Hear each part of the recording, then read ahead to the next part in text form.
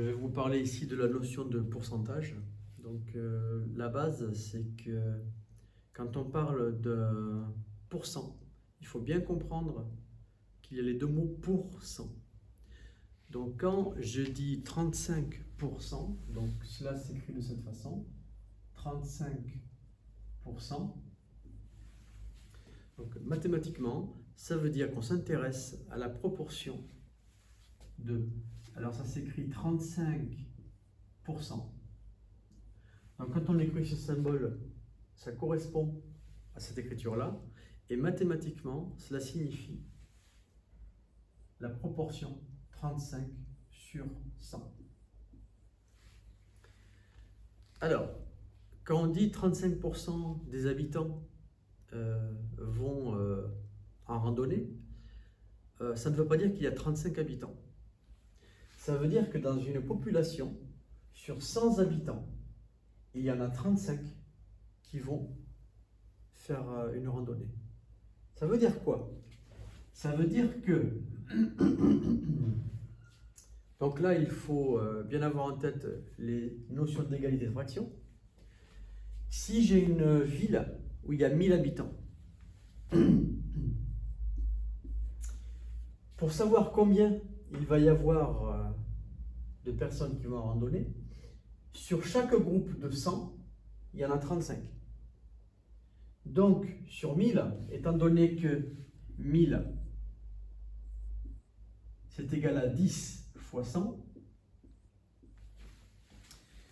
dans chaque groupe de 100, il y en aura 35 qui vont aller en randonnée. Donc, il y a 10 groupes de 100, donc ça fera 10 fois 35.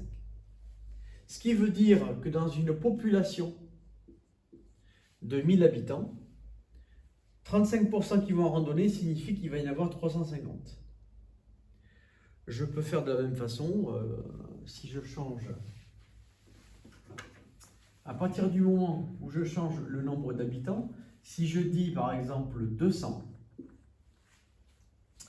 eh bien dans 200 il y a deux groupes de 100, donc il y aura deux groupes de 35. Donc je fais x2 et x2, il y aura 70 habitants. Alors maintenant, voilà la signification du pourcentage. Alors, le pourcentage, c'est une proportion. On peut le traduire en fraction irréductible. Ça veut dire quoi? Ça veut dire que 35, je vais chercher à simplifier cette fraction. On peut exprimer un pourcentage à une fraction plus simple. On peut déjà voir que 35 et 100 sont dans la table de 5. Donc, 35, je peux l'écrire. 35 est assez rapide dans la table de 5. On sait que c'est 5 fois 7. Et 100, alors étant donné que je me suis intéressé à la table de 5, 100 est aussi dans la table de 5. Et 100, ça va faire 5 fois 20. Alors, dans le chapitre égalité de fraction, on a vu que si on a un même diviseur en haut et en bas, on peut les simplifier. Donc, on peut écrire 7 sur 20. Donc, cela veut dire que 35% représente une fraction, 35 sur 100, que je peux simplifier. Donc, 35% revient à la proportion 7 sur 20. Donc, sur un groupe de 20 personnes, il y a 7 personnes qui vont aller se balader.